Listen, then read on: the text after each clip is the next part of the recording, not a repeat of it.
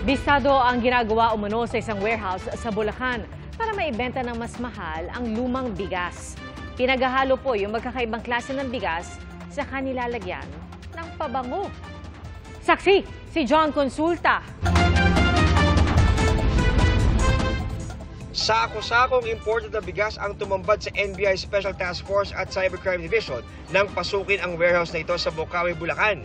Pero ang gabundok na bigas, mga luma umano. Pinaghalo-halo nila yung variety ng bigas. Tapos lalagyan ng konting pabango, pandan. Ipapason na nila as mamahaling bigas, Class A na bigas. Niloloko ang ating mamamayan. Puro alikabok na mga sako. Makikita natin na hoarding. Clear manifestation of hoarding. Napakadelikado yan. Hindi natin alam kung safety pa kainin ng tao o para sa baboy na lang yung bigas. Ganito nga karami itong halos gabundok na mga patong-patong na bigas na inabutan ng NBI sa kanilang ni-raid na warehouse dito sa Bocaue, Bulacan.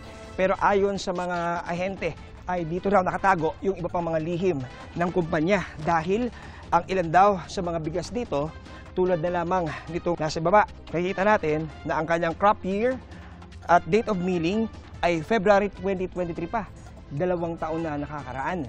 At ang ebidensya daw na ito'y luma na ay makikita natin na ang ilang mga sako meron ng discoloration or nabubulok na yung mga bigas. May mga nadiscovering equipment na ginagamit daw sa operasyon. Ayon sa NBI, isang informante ang nagtibre na ilang taon na umunong nakaimbak sa warehouse ang mga imported na bigas na nakuha sa murang halaga mula sa iba't ibang bansa. Mayroong from Vietnam, may from Pakistan, may from India. Nung chinek namin kagabi yung kanilang makina, nandoon naka-mount yung iba't ibang variety ng bigas. Minimix nila to. And then yung pinaka-resulta, ito ng Coco Pandan. We assume na pinaghalo ito sa iba't ibang variety. And then ibinebenta ito nila ng mas mahal kumpara doon sa mga na-mix na bigas. Bineberipika pa kung legal ang hawak na imported na bigas ng kumpanya. Itinanggi naman ng opisyal ng kumpanya ang mga paratang. Ay, wala pong halo. Halo-halo daw po yun. Nilinis lang daw po yun. Labid na bigas. Sir, sabi ko naman, nandun si Naras sa rin. Nagsasalita po ako ng totoo. Hindi po siya halo.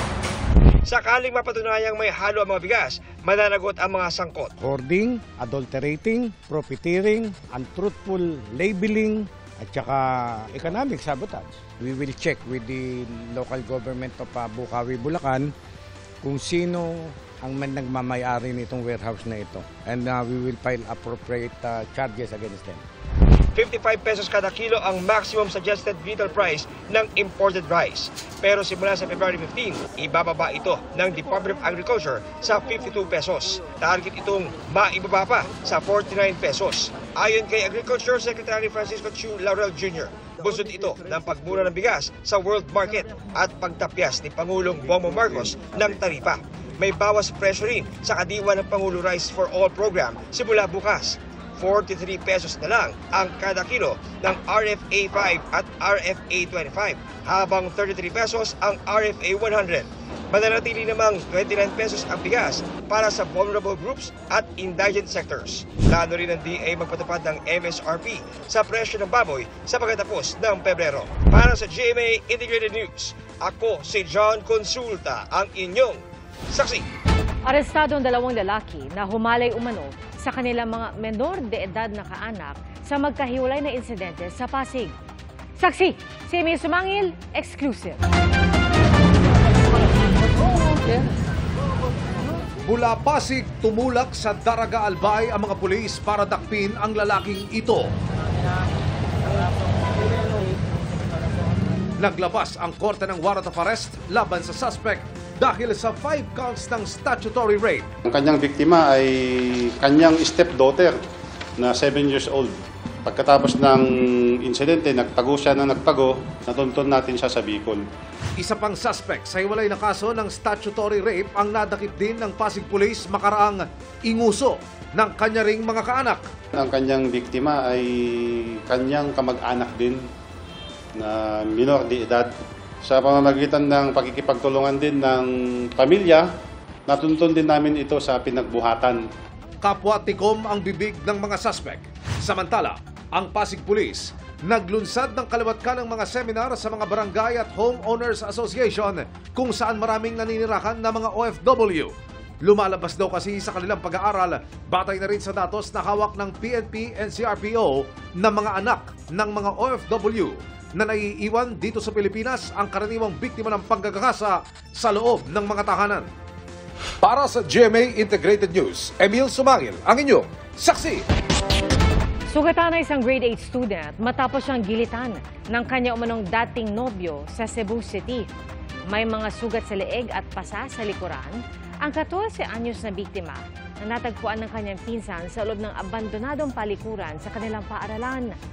Makalipas ang ilang oras ay naaresto ang grade 10 student na suspect.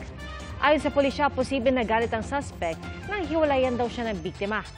Niyahanda na ang reklamong frustrated homicide laban sa suspect. At sinusubukan pa namin makuha ang panig ng kaanak ng biktima, pati na ng suspect.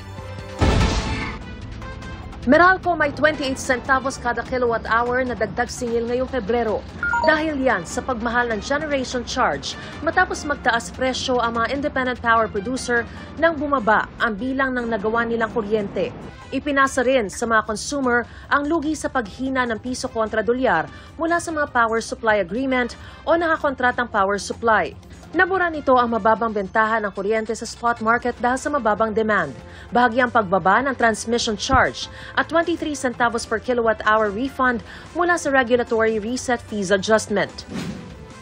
Chinese research vessel namataan sa loob ng archipelagic waters ng Pilipinas. Yan ang Lanhai 101 na may habang 95 meters at namataan sa silangang bahagi ng Palawan kahapon. Ayon sa AFP, February 9 unang pumasok ang barko sa timog na bahagi ng Exclusive Economic Zone ng Pilipinas. Nakita raw ito sa Littoral Monitoring Station ng AFP sa Balabac Island, isa sa mga tinatayuan ng EDCA sites ng Amerika at Pilipinas. Sa doktrina ng Innocent Passage, pwedeng dumaan ang anumang barko sa territorial o archipelagic seas ng ibang bansa, basta tuloy-tuloy lang at hindi titigil. Kaninang tanghali, na-detect ang barko ng China sa bandang Subic Bay sa Zambales. Pilipinas at Cambodia nagkasundong pagtitibayan na ugnayan sa agrikultura, edukasyon, kalakalan at iba pa. Sabi yan ni Pangulong Marcos sa gitna ng 2-day official visit ni Cambodian Prime Minister Hun Manet. Bago nito ay nagkaroon ng bilateral meeting ang dalawang bansa kung saan nila tinalakay ang mga paraan kung paano lalong palalaguin ang dalawang ekonomiya. Kooperasyon para sa humanitarian assistance at disaster relief at patuloy na pagsusulong din ng kapayapaan at katatagan ng rehiyon sa gitna ng tensyon sa South China Sea at Indo-Pacific region. Appreciate the Philippines' contributions to our peace process and human resource development in civilian and military fields. We also recognize the vital role of the Filipino community in our socio-economic progress. Let me take this opportunity to once again express my gratitude to His Majesty King Norodom Sihamoni for the grant of royal pardon to 13 Filipino surrogates and to your government for the assistance given to them during their time in Cambodia. Para sa GMA Integrated News, Mariz Umali ang inyong saksi. Na-recover ang dalawang bangkay na sakay na isang van na tinangay ng malakas na agos ng baha sa Aborlan, Palawan. Gumamit ng dalawang backhoe ang mga rescuer para maiahon ang van sa ilog. Sa kabuuan, 5 ang patay sa insidente. Samantala, isang low-pressure area ang nabuo malapit sa bansa. Tulitong namataan sa layong 345 kilometers southwest ng Kalayaan, Palawan at nasa labas ng Philippine Area of Responsibility. Ayon sa Pag-asa, may tsansa itong maging bagyo pero papalayo naman sa ating bansa. Umaabot ang trough o extension ng LPA sa Palawan. Posible ring ulanin ang ilang bahagi pa ng bansa dahil sa shear line, amihan at easterlies. Mga kapuso, maging una sa saksi. Mag-subscribe sa GMA Integrated News sa YouTube para sa iba't ibang balita.